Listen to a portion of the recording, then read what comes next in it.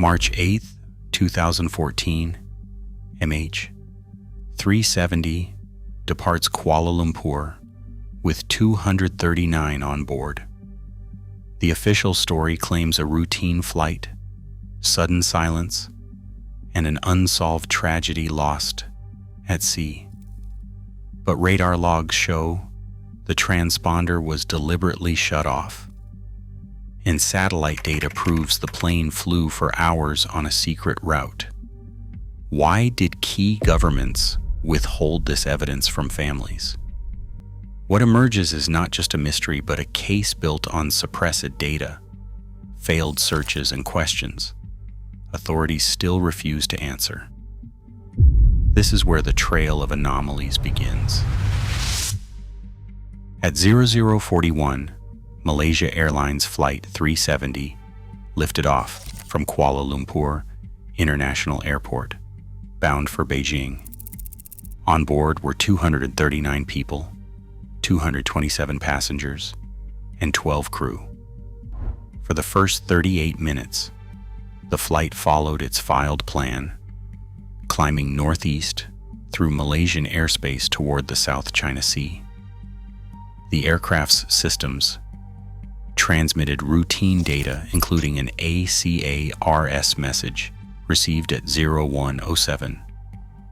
At 0119, the cockpit signed off with air traffic control saying, "Good night, Malaysian 370.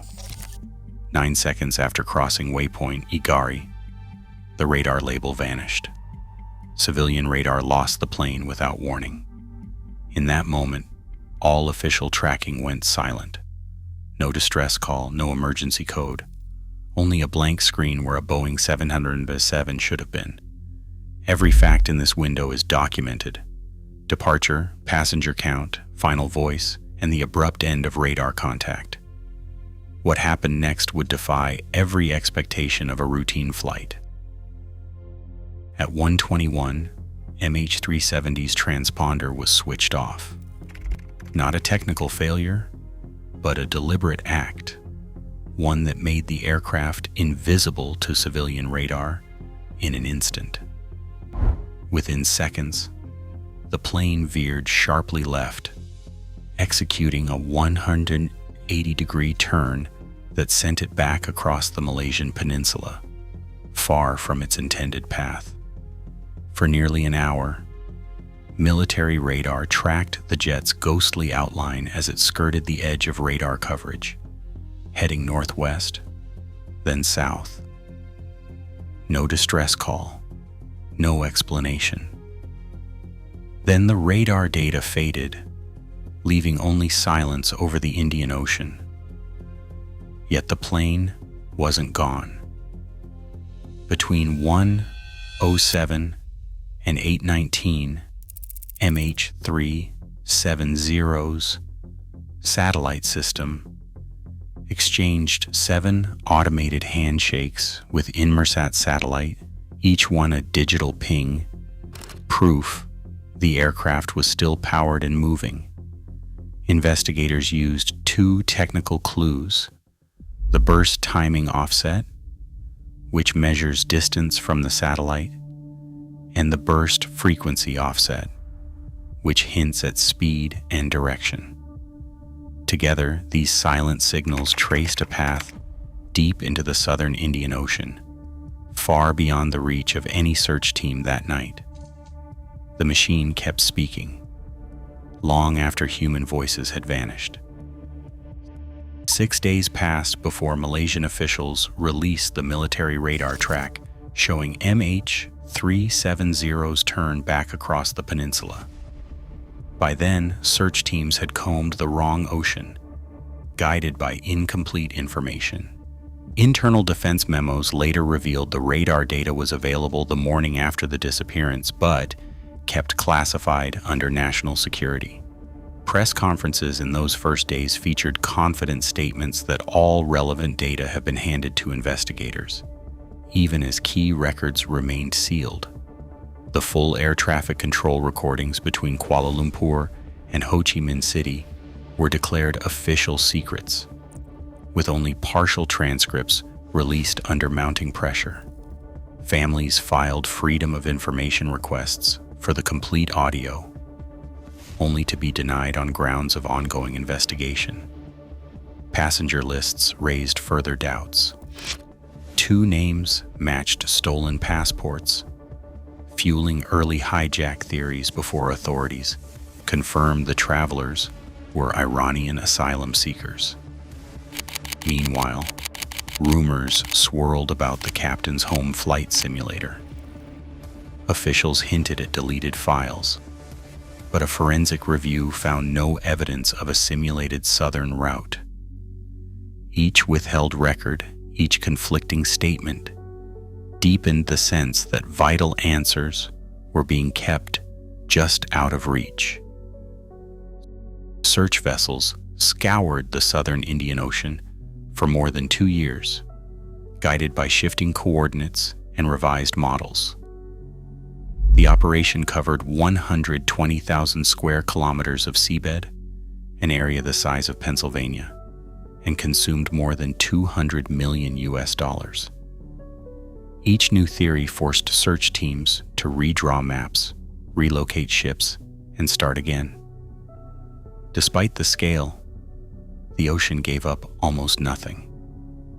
The only confirmed trace, a battered flaperon, washed ashore on Reunion Island in July 2015. French police stored it in a customs warehouse, where it sat for days before official investigators took custody. That gap in the chain of evidence, uncontrolled and undocumented, raised doubts about contamination and authenticity. Requests for access to raw sonar imagery and high-resolution debris photographs were denied, with authorities citing operational sensitivity. Families paid a different kind of price. Years of searching produced a single disputed artifact and a trail of unanswered questions, fueling suspicion that the full truth remained out of reach. 5 theories stalk the edges of the MH370 mystery, each with its own trail of evidence and doubt. Some investigators point to pilot suicide, citing the deliberate shutdown of the transponder and the sharp turn back, yet no suicide note or clear motive was ever found. The hypoxia scenario imagines a cockpit depressurization, the crew incapacitated, the jet flying on autopilot into oblivion. But the record shows no alarms, no distress signals, and no proof of a pressure failure. Early suspicion fell on 2 Iranian passengers flying with stolen passports, fueling hijacking rumors, but police investigations revealed only asylum seekers, not terrorists. Others claim the plane was intercepted near Diego Garcia, a United States military outpost, or even diverted as a pawn in the chaos of Russia's annexation of Crimea. Each theory is shadowed by missing data, official denials, and unanswered questions, leaving families and experts circling the same void, searching for a story that fits the facts. Inside the courtroom, families pressed for answers that officials refused to provide. No K2's legal team filed new evidence, a technical analysis pointing to a possible crash site nearly 800 kilometers from the official search arc. Their claim for damages, now exceeding $500 million, stands unresolved.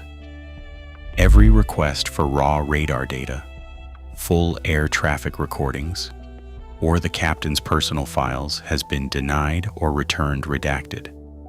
Each rejection deepens the family's suspicion that the truth remains locked behind closed doors, their search for closure tangled in bureaucracy and secrecy. Pieces of the story remain withheld, families still denied the full truth. In a world of vanished evidence, unanswered questions become the final legacy. Some disappearances haunt us more than others.